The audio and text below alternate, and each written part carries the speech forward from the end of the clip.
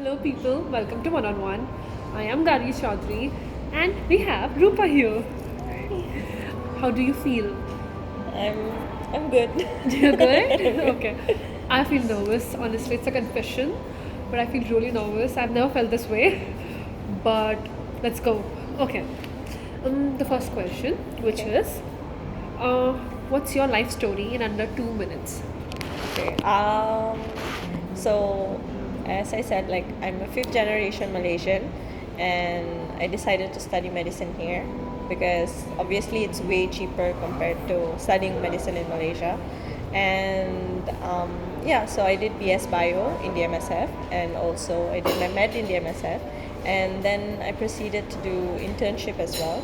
And on top of that, I really wanted to expand my knowledge because I did graduate with the COVID batch. So, Yeah. so I was like, okay, so I want to like expand my knowledge because I didn't get as much hospital exposure as I thought I would. So I did extra community service and everything. So yeah. Ooh, cool. Wow. All right. Because we had this conversation earlier that she wanted to do her, proceed her career in Australia. Yeah. So I want everything about it, every deets about it. That what it's up, what is up with Australia? Why Australia? And why not India? Why not US? Why not UK? So why US? Why Australia? Australia. Okay, so for me, Australia, it was either UK or Australia for me mainly, but I do have a few family there. My aunts are there in Australia, but they have really good work ethics. Like honestly, even UK does. I'm not gonna like shun off UK, but yeah, um, but mainly Australia. I would say that mainly it was like I still get to be with family. It's Right. nearer to Malaysia Yeah. compared to UK. It's island. Yeah, and also probably the weather. Yeah. I hate the cold. I don't like cold countries, so I can do. Same. So yeah, hence why I did not choose Russia. Yeah. And I came to Philippines instead because it's like how to say I had an option when I was applying. They were like, okay, do you want Indonesia? Do you want Russia? Do you want Poland? Do you want Philippines? And I was like, Indonesia? Too many earthquakes. I can't do that. Yeah. Yeah. Russia, too cold. Poland, too cold. So I was like, Philippines is like 3 hours away from Malaysia, so why not? So, okay, so Philippines. So, yeah, coming back to our question, Australia. Um, Mainly I chose it because like I have family there, but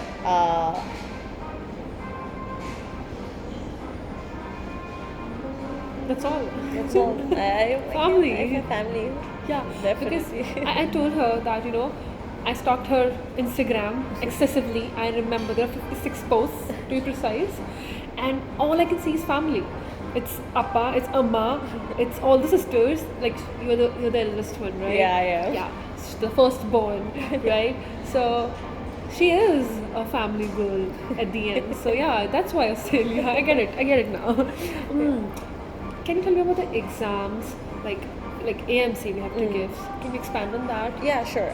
So when you want to apply for AMC, which is the Australian Medical Council examination, so it's they really support having international medical graduates apply because as you know, there's shortage of doctors. So there is a shortage of doctors in Australia. So what you have to do is that ideally it's good to have an internship, especially in the college that you graduated in, or any college whatsoever. But internship is like I would say it's like a needed thing.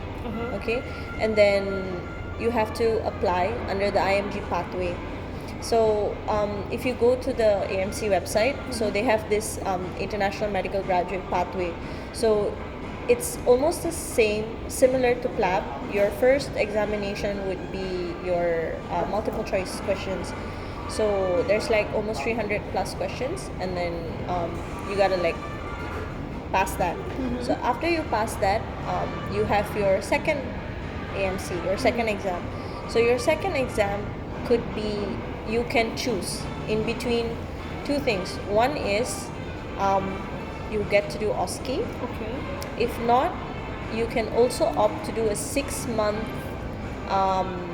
it's like, how do you say, OJT, like it's you're working, and then within that duration of 6 months, they're gonna evaluate you Okay. on like per department, like how are you working, how is your work ethics, whether you can do simple procedures, and your history taking, you diagnosing, and basically your management and everything. So they all that takes into account, but it will be a 6 month evaluation period. Oh. Yeah, and then once you're done, like past both phases, then you can apply for your like your license. Like you get it, and then it really depends on where they're gonna place you after that.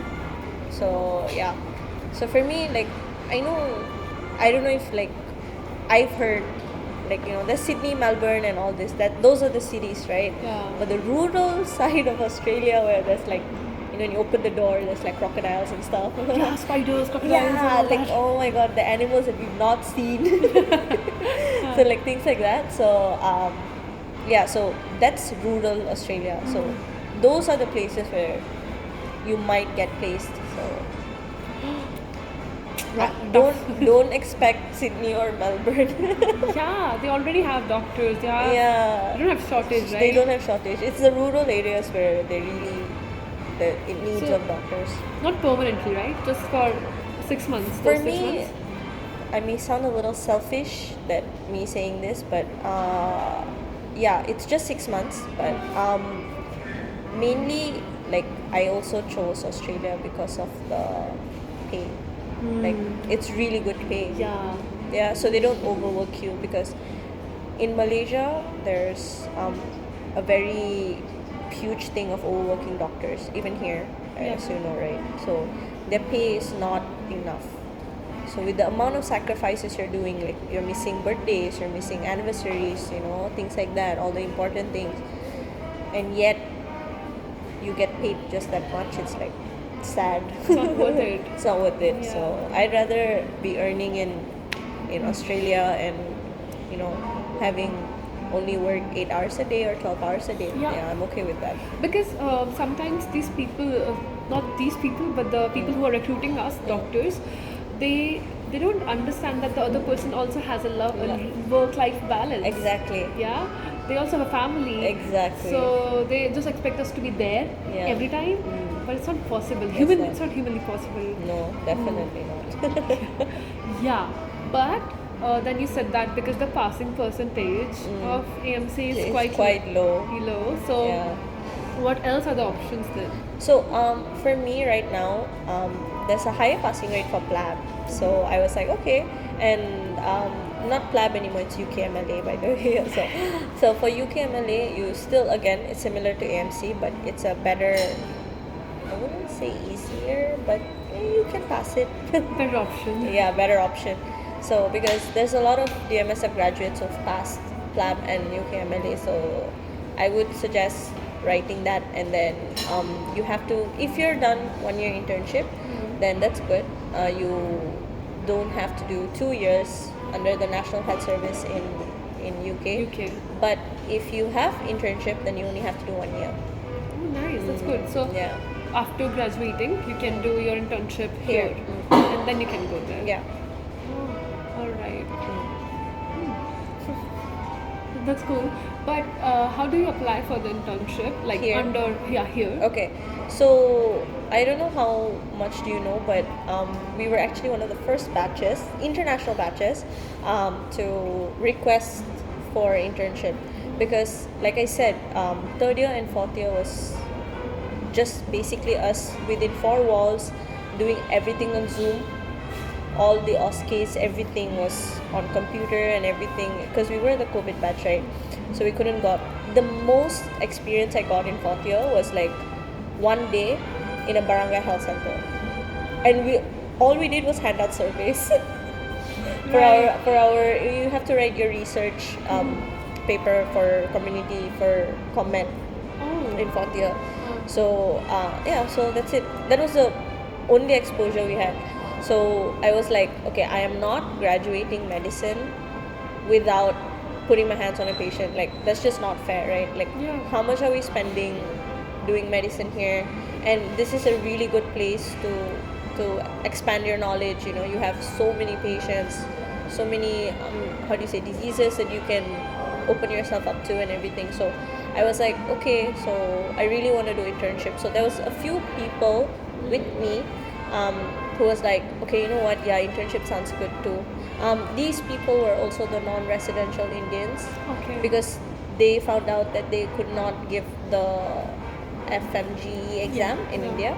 So we were like, okay, so we all went and we had to talk to Doc Conti, which is the Dean of Medicine, and also Doc Sheila. At that time, Doc Sheila Hernandez was the Chief of Clinics in DMSF Hospital. Oh.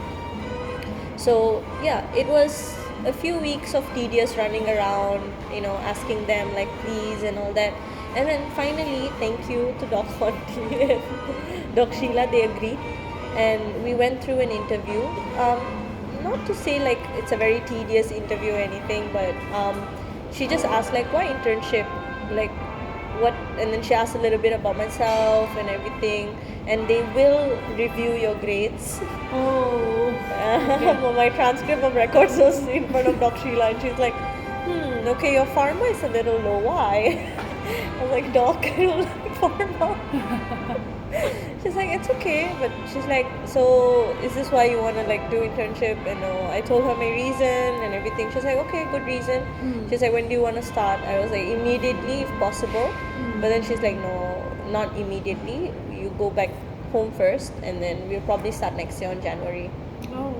So I was like, okay, because I graduated on July. Oh, so So, you have almost 6 months. 6 months. So I was like, okay, at least I get to be with my family for 6 months. So I was like, so I went home, and then finally we got the letter in our email. They were like, you guys have been accepted for internship. So this is the starting date and everything. So I flew back around December, and then January internship started. And how was the experience like? Well, how was the transition like from a medical student to an intern? Oh my god, okay, so whatever you're studying, like through books, it's, I would say, like personally on like for me, it's different when you apply it, definitely. So like whatever you're learning in books and all that, yeah, they do ask you like, you know, like normal values. They would ask you the pathophysio, the physiology of things, the anatomy and all that. That's ideal for you to know. Yeah. But the application in the hospital, in the different setting, it's completely different. It was hard for me to grasp, Yeah. like especially coming from a COVID batch, everything was online. Like they really like babied us because we were also the first batch, so they were like, no, you know, don't scold them, don't scream and all that. But the thing is, there were rotations where it was so toxic, and we had 24-hour duties. Oh. So we go in at 7 a.m. and then we finish the next day at 7. And there was some, especially for pedia, if it's 7, you only get to go back at 12 the next day, 12 p.m. So that's what, an additional 8, 9, 10, 11, 12, 5 hours. 5 hours, yeah. So that's like already 29 hours. So 29 hours of like just power napping, you know. Sometimes you forget to eat because the patient load, especially for pedia in DMSF, oh my god. You have so many admissions. IM and pedia, I was like, will be the most. Surgery, most of the, because it is a private hospital, right? So until and unless it's not a trauma or ER emergency, most of the surgeries are scheduled by the consultants. Okay. So you know, like the day before, like, oh, okay, there's only like 5 ORs, like 6 ORs, so you can schedule your time accordingly. Right. But besides that, I am internal medicine, so that you're covering what, onco, cardio, nephro, everything, infectious disease, everything is covered in IM. So you can, oh, and also neuro. So you can imagine. So you get your stroke patients, you get your dialysis patients, you get everything.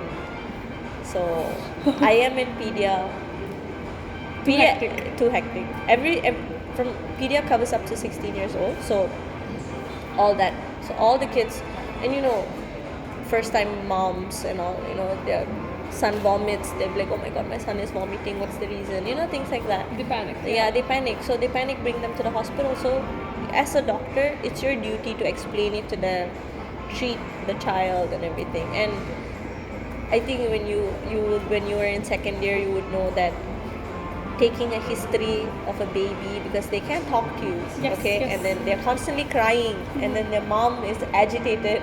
Yeah. And then you're like asking them things like the what do you call them, milestones, right? And then the parents will be like, is this really important? Yes, it is, because you have to fill it in the history sheet, which is going to go in their chart. Yeah, So yeah, all yeah. this is important, because suddenly the resident will come and then they will ask you, did you ask the milestones? Uh-huh. Because all this is important. So definitely internship molded me, changed me, and it's nothing compared to what I thought it would be. Oh, and how important it is to know Tagalog here. Okay, I would say that for me personally, when I came here, my mom always told me that you're in another person's country, right? So adapt to their culture, respect their culture, learn their language, be friends with the locals and all this kind of thing. Don't be like in your close knit circle. Yeah. So when I came, I had a really good opportunity to. I did study with IMDs for BS and my medicine, right? I did have an option for us Malaysians to join the national batch, but I didn't want to because I was a little overwhelmed, to be honest. Right, yeah. So yeah, so I was like, you know what? I like my friends in IMD, so I'm just gonna stick with IMD. So I did, but still I had so many friends from nursing, dentistry, and other friends like friends who from other colleges and everything. So most of them were like Filipinos. So it became a thing when we were hanging out. They don't always talk in English, right? So I'll be like, what are you guys saying? What are you guys saying? And then they'll be like, just learn, adapt. I'm like, okay. So yeah, it's like within my years here, I would say that my friends and them talking, me hanging out with them constantly, it's like practice. Right. Yeah, so I just picked it up. I would say my Tagalog is better than my Bisaya though. So yeah. And I sometimes can't differentiate between Tagalog and Bisaya. So it's like halo halo. It's like it means mix, right? Like Yeah. the dessert, yeah. So it's Mixed. mixed. Okay, so how would you advise somebody who really wants to learn Bisaya or Tagalog how to do that? Okay, so I wouldn't say dictionary because we're already reading so many medical books. So I would say YouTube and also movies. I watch a lot of teleseries. How are they? They're actually nice. It's kind of like romantic, a little funny, and things like that. Very dramatic, like our Indian serials. Just like K-drama, Yes, something like that. something like that. Yeah, but I would say it's more towards Indian TV series. The dramatic things are all there. So yeah. Okay, so now let's ask you a fun question, okay? Okay. It might not be fun for you because you're a doctor, so it won't be. But what were the longest 5 minutes for your life? Okay, so the longest 5 minutes. I have a very long 5 minutes, but I mean, what I meant to say was like I've had many long 5 minutes. Okay, Right. Multiple incidents. Yeah. But I would say that monitoring a patient's vitals, like especially a critical patient, like you have to do vitals or BP check every 5 minutes to 15 minutes. So things like that, or you should look out for seizures and things. No, Not that I no, not that also. thing. Thinking. This is so cute. Alright. Okay, yeah, I think I would say that my longest 5 minutes was that one time where I think I was in internal medicine rotation this time in internship. So I'm coming back home. That was my ward duty. So it's ward duty previous ward. So duty is 24 hours. previous is when you go home in the morning, and then you have the whole day to rest. And then ward is 7 to 5 p.m. So it was post ward, and the next day I'm starting duty. I woke up in the morning and I was like, okay, 24 hours of toxic patients. What am I doing? Okay, so I sat down on my bed and I was really contemplating, like, why did I choose to study medicine? Ah, Okay, do I really want this? This is going to be the rest of my life. Am I prepared for it? I can right now just call in sick, because I haven't called in sick yet in my rotation. So I was like, I'll just call in sick. It's okay. I can replace the 3 days, because it's 1:3 for replacement. oh. Yeah, so if you skip 1 day, you have to replace it with 3 days. Oh my god. Exactly. That is if it's not excused. So if it's excused, like you have a med cert, then it's 1-to-1. And that also, they will evaluate you in the MSF hospital. Yeah. Okay, That so you have happens to with us also. exactly. The student. You have to go to the school clinic. Yeah. Yeah. So for us, it's a hospital, and they will be the one to issue the med cert. Not like India. No way you can, like, I have a fever. It's not coming to work. Okay, it's okay. You know, it's not like that. No, here it's like, you're sick. Okay, go to the ER. So things like that. So I was like, okay, I'll just call in sick. And I was thinking to myself, if I do this, like if I don't push myself and be better, then I'm gonna keep finding excuses to bail. Right. So I was like, you know what, I'll just go. Then I went, and that was the day that I got, it was a transfer patient. We were supposed to transfer the patient to the ICU, and all the residents were kind of busy. So there was only one ward resident available, and then I was the intern on duty. So they were like, okay, I need you to help me to watch the patient, and then I need you to watch the patient and then do vitals every 10 minutes. Then I was like, okay. So I was literally by the patient's bedside and everything, and it was a very crucial thing. So finally, when we transferred the patient to the ICU, the doctor praised me. He was like, thank you, you know, you did a really good job and everything. And I was like, really, I did? Are you sure? Like, I was doubting myself. Okay, but sometimes it's like during those toxic days, like that, how do you say,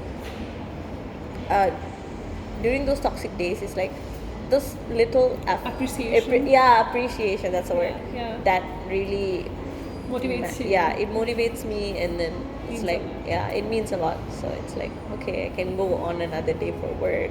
It's not that bad. So when you were contemplating why medicine, why did I choose it? What was the answer? Like, why did you actually choose medicine as a career? Okay, so I think this was when I was about 3 years old. My aunt is actually diagnosed with bipolar. Okay, when I was young. So she's okay now. She's good. And me and my cousin brother, her second son, we're both the same age. We are like 4 days apart. I'm born on December 18 and he's born on December 14. So what happened was, she had one of her episodes. This is how I remember it. But you know, again, you're 3 years old. How much can you remember? So I think that was one of her manic episodes, and no one was home, and she was babysitting us. Okay, and it was like, it was really hard to watch, and good thing that at that time, you know, you have those dial phones that you have to rotate, you know. Yes. So this is like, Yeah. 1999, I think. Uh-huh. So I was like, like, this is the house phone, and then there's like a list of all the emergency contacts. Okay, so I just have to like look for mom, dad, and then I have to like do the numbers thing, right? So I called my mom, and she heard like the screaming in the background, me and my brother crying, and then she's like, okay, like, we're leaving work, we're coming in right now. So the next thing, my parents came, and then there was an ambulance and all this thing. And yeah, so for me at that time, and I'm also really close to my aunt, so watching her get therapy and coming back from it, I was like, in my head, I was asking my mom, it's like, she's like, yeah, you know, you can always be a doctor, there's so many different types of doctors, right? So the doctor that, you know, your aunt is going to is called a psychiatrist. So they don't. So I said, oh, okay. So not all doctors, cut open people or see sick people. She's like, yeah, not all. She's like, there are mind doctors, there are different types of doctors, there are holistic doctors and all this. So I was like, okay. So my mom's like, so do you want to be a doctor? Then I was like, if I get to help people like this, then yeah. So since small, it was either doctor or my aim at the time was like psychiatry. Okay, but yeah, as I progressed, I was always telling people I want to do psychiatry, I want to do psych, it's so cool and everything. Even in third year and fourth year, I was like a psych all the way. And then when I came to internship, I fell in love with surgery, like hands off, fell in love with surgery. And I was like, this is my mom. When I told my mom like I want to do surgery, she's like, what? I thought you want to be a psychiatrist. I was like, oh, I want to do surgery. Wow. Lovely. So yeah. So, how was the experience like? Like, not experience, but do you remember any stories or any experience when you were an intern? Like, you are an intern Yeah. now also, but any crazy story which you remember that this one time this happened, this patient did this, or any encounter which you remember vividly that, yeah, this thing happened? Okay, so we have some patients who are under, how do you say, I'm not so sure if I can disclose this, but this patient was already in, what do you call this, palliative. So palliative meaning they might not make it, so they have a chronic illness. Okay. So this person had, I think, the third recurrence of colon cancer. So he was aware and that he's not going to make it and all that. And this guy was like, he was really, how do you say, he's well traveled, he's well versed, and every time, and he has like really bad pain, right? So in ideally for palliative medicine, what we do is pain management. Yeah. Okay, and we also give them like talks, like how are they coping and everything. So that's like an everyday thing. So when I go for my rounds, he really preferred talking to me, and he would like not entertain the other interns or some of the residents, and even the residents would be like, you go talk to him, you talk good. So he talks to me and everything, and sometimes he even asked me for samosa. He's like, can you give me samosa, because they're giving me like bland food here in the hospital. I was like, I can't sneak samosas to you, but I will when you're getting discharged. Then he was like, okay. So yeah, I would say that my bedside manners is like good that way. So this patient really like, he knows that he's in brink of passing, and he's accepted it, and he was just sharing his life stories and everything. And then you don't really get that from a lot of patients, so that really like changed me. Yeah. So in the last few moments, Yeah. those words, Yeah. yeah. Ooh. I mean, Exactly. now after hearing you, it's so much. It's too much to be a doctor. It is. It definitely is. How do you take care of your mental health?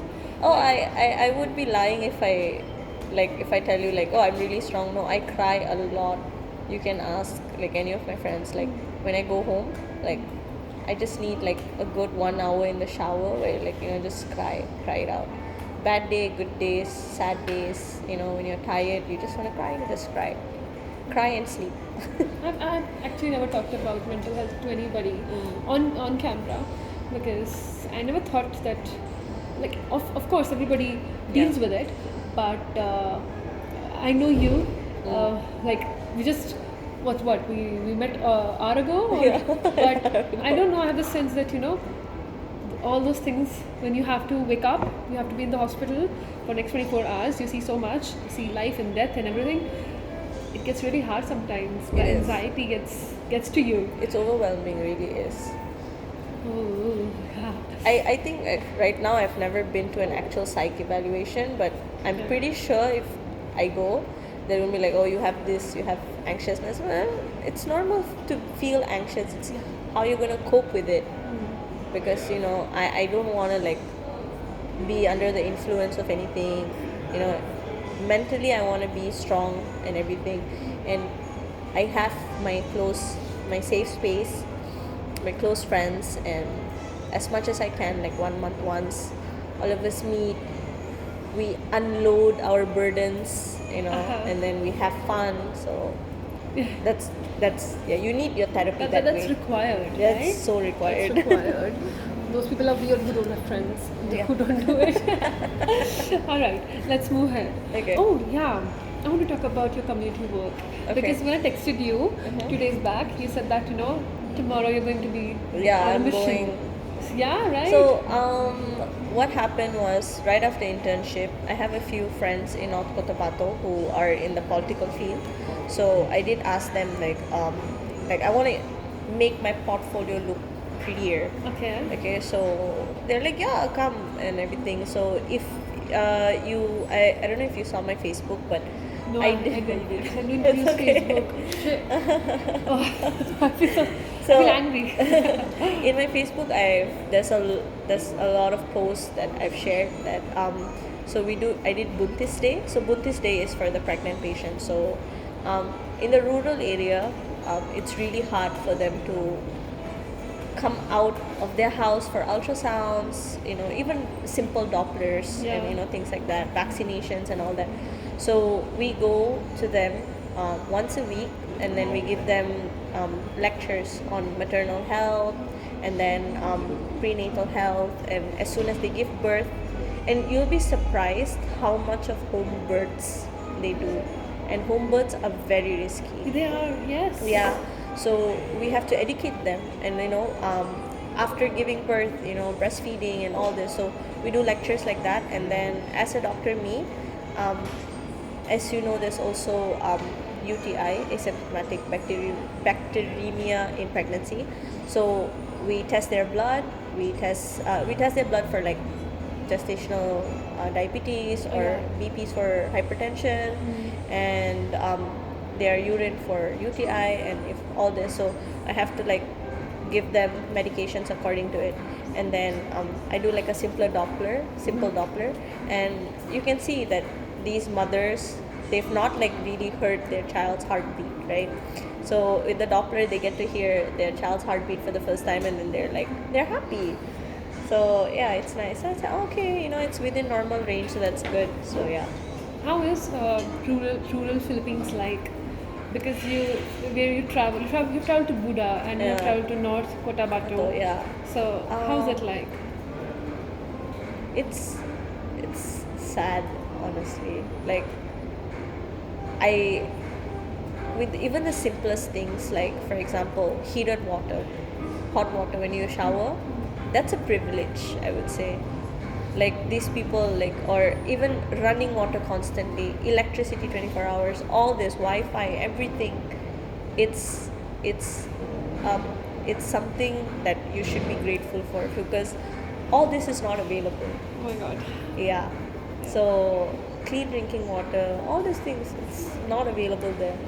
So it's like when I come back to Davao, and I'm like, I was telling my mom, like, I really learned how to appreciate the little things, okay? Because it's so, how do you say? Sometimes during drought season, they don't have source of food, things like that. It's like really bad, but yeah, they don't have proper roads. So if it rains, it's all muddy, things like that. You told me that you have been to India just when you were 10. Yeah. But a lot of India is like that. Not like yeah. I guess a lot has improved. Yeah. Lot. But those areas where tribes live, I guess it's still the same. But yeah, because there are a lot of similarities in Philippines and India. That's what we see. So it's sad, but we cannot do much about it. Exactly. All we can do is, because already we are in a very noble profession. Yeah. So if it's so nice that we're educating people. So because in our first year PHC, we were told that there are 5 stars make you a good doctor, and the one is a educator, that you Yeah. educate people People. about it. So Kudos to you. Nice. Thank you. How was the transition like when you came from Malaysia to Philippines? Oh my god. Definitely a culture shock. But I would not say that the culture shock was with the Philippine community. It was more of the Indian community in IMD. Okay. So as a Malaysian, I'm raised very liberated. Yeah. Okay, my parents were not very strict, especially with like my habits, going out with friends, having male friends, tattoos, things like this. Like things that probably would be frowned upon as a woman in India. So when I came, I had like this like half boy cut hair and like half long. Okay, I get it. Yeah. It's just like Yeah, that and exactly. So buzzed off from me. yeah, and then people were like, what? And then my hair was colored, and then I had tats, and then they're like, what? And I was just like, oh, it's normal, right? And so people would like really like off the bat judge me. So finding friends, finding my footing in IMD was a little difficult. So I had like very closed off, small circle of friends, and then I had my Filipino friends. So my Filipino friends were like, they were like me, they were the fun types. They're always going out and everything. So yeah, so I really clicked With them. with them. So definitely that was the biggest transition. But it's kind of hard to say that how to say, as a Malaysian, I couldn't fit in so well here with the Indian community because the way we are raised is a little different, right? Like we have very cultural back in India and everything. And I tell them like I'm cultural too, like but for them it's different. Like for example, like Yeah. Keep on. Yeah. yeah. So for example, like I eat pork. Yeah. So yeah. So sometimes I eat beef. So things like that. It's frowned upon, And then yeah, so things like that. I would say the way we dress, everything is judged. I totally get it. Yeah. There is a little bit because I am from Delhi, so we are also not that conservative. We're kind of little liberal than other part of Yeah, India. India. Oh, I don't know if they'll cancel me for this, but yeah, that's true. That is true. So I have had those kind of experiences in India as well. Yeah. Like because natively, essentially, I'm from Rajasthan. Okay. Yeah. So whenever I used to go there, yeah, I have seen So, that. yeah. So yeah. Okay. So it's like because you're really experienced one, right? Like you are. You can't deny that. Come on. So what are your tips and advice for med students? Like what should they avoid doing, and what should they focus more on? Okay. First of all, I would say enjoy college life. Okay. You're not gonna get that back. Okay. So as much experience as you can. It's okay to fail. It's okay to stand back up. It's okay to try again. Keep trying, but do not do one thing is don't give up. Yes. Okay. That's so right. Like yeah. Like I've seen so many people quit medicine like after first year, second year because they can't cope. I was in the midst of that, but I came back. I was like, I had a purpose. Like I really want to be a doctor. I want to serve, and I want to serve people who can't afford public or private healthcare. So I want to be able to give as much as I can. As much as I learn, I want to give. So that was the only reason. So I was like, okay, I'm coming back. I want to like leave with a purpose in life, right? Like why are we even here? Why are we human beings? Like let's give back, right? So things like that. So if I were to say that one thing not to do, don't give up. Just keep trying, no matter how long it takes. Age is just a number. And if recently in my Facebook I shared, there's this 70-year-old Malaysian who graduated from medical school in Cebu in Philippines. Wow. He's 70. A lot of Indians are also doing that. Yeah. But they're just 0.0001% of them who are doing that. Yeah. So for me, it's like, it's okay. You have a family, you have a kid, you're married, whatever. It's okay. It's not too late to get an education. It doesn't matter what age you graduate. Yeah, I used to feel that. Yeah. Like this is my personal experience because I took a drop like we have NEET in India, Yeah. right? So for that I took a drop, and those people who graduated school with me, they were already in their second year of college. So I felt that, what am I doing? I have not enrolled in a college, and I just did my schooling. What lies ahead for me? And then my father was like, it's okay, Yeah. they're doing their courses, Yeah. but you're going to be a doctor, so it's okay. Don't worry about the age. Nobody's asking you that. It's not written on your face, right? Yes. They cannot guess that. But yeah, sure. That's something which I have also learned, and Yeah. I want people to learn that too. Don't give Yeah. up. Don't give up. All right. Oh, Malaysian. You are fifth generation Malaysian, right? Yeah. But you have lived all your life in Malaysia, right? Yeah, all my life. All your life. My parents, my grandparents, my great grandparents. As I'm very bad with my history, but as far as I know, that my grandparents. No, wait. Was it great grandparents? Two Yeah. grades or three grades? I Three forgot. grades, I guess. Yeah, three grades. Yeah. Yeah. So they transferred from India. I'm not so sure where either, but as far as I know, I think it's somewhere in Hyderabad or Oh, okay. somewhere, but definitely south. They came to Malaysia and they started a biryani shop. Wow. Yeah. So we still have one shop which is run by one of my close relatives. So yeah, so we still have that legacy there. Wow. Is it Biryani Hut in the name? No, it's not biryani hut. Because I saw on your highlights, I thought maybe. No. No, it's not that. Oh, I'm But sorry. yeah, biryani is staple food. Yeah, every Definitely. Filipino knows of just one dish, which is biryani. Yeah. Now they know, of course, if somebody is a foodie, they know a lot. Yeah. But mostly they know of biryani. Every Biryani and time banana leaf. our preceptors are giving examples, they're saying biryani, all the way biryani. Okay. So you have been into different settings, like a hospital setting, then you have been to community work. So what are the cases you have encountered, and how do they differ? And the question is basically the cases that you see in the hospitals and the cases you see when you're doing community work. They must be a little bit different, right? Yeah. So mainly, like, okay, since I did my internship in a private hospital, Yeah. you're not gonna see many infectious cases True. as much, Yeah. right?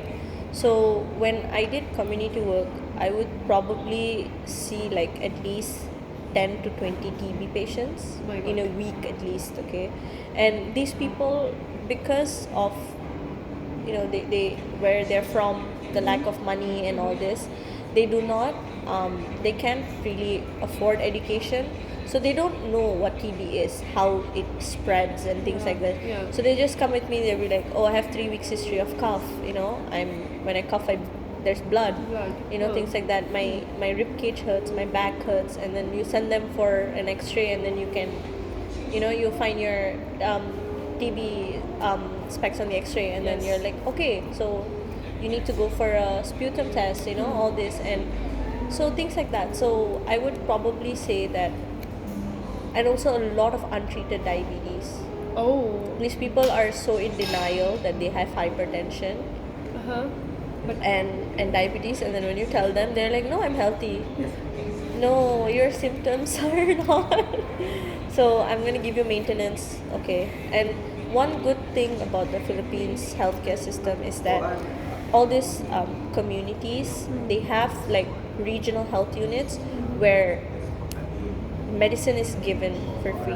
oh wow. Yeah, so they can claim it like for 1 month. Every month they just come in for checkups and all this, so they just get to claim. So that's good. That's good for them. Yeah. That's good that the government is thinking about them. Yeah. Yeah. How does the healthcare system differs in Philippines and Malaysia? Okay, so it's been very long, and I didn't do much medical work in Malaysia, so Malaysia. I'm very unaware Uh-huh. how bad it is. But I know that it's expensive. It's expensive. It's really expensive. Like I got admitted once for dengue, so it's like, I know, like, it's expensive.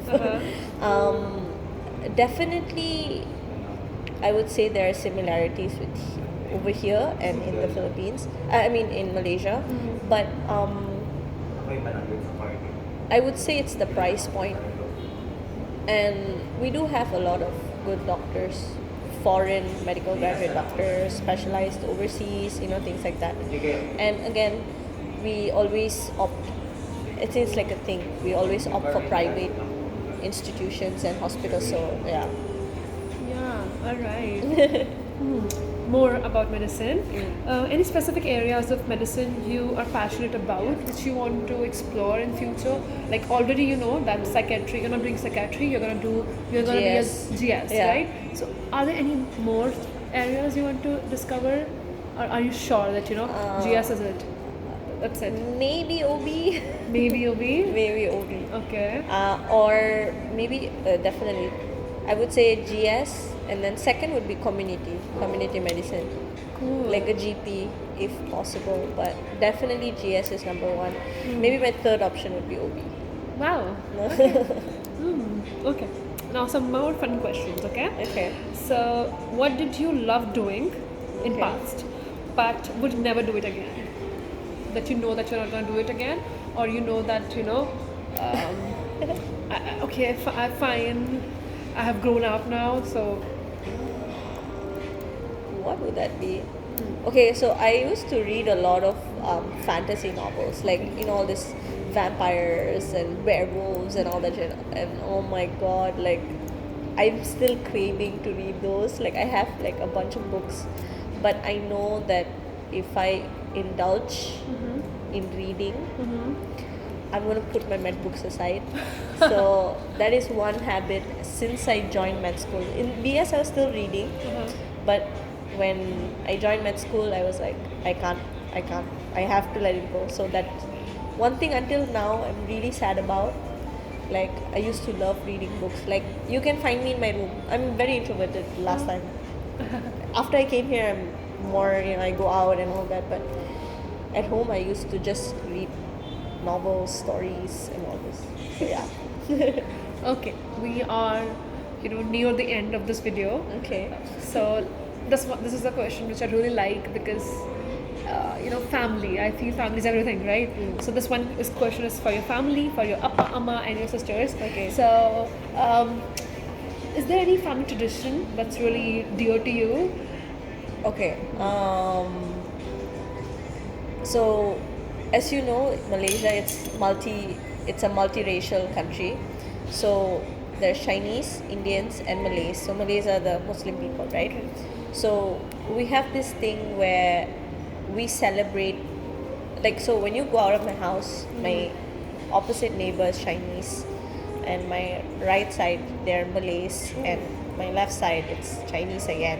So you have Chinese New Year, so there's lion dance and everything, and then everyone gathers, and then we go as a family, we go to their house, we eat and all this, and then for Diwali they come over, right? So we share our food and all this with them, and for Hari Raya, which is like Eid, right?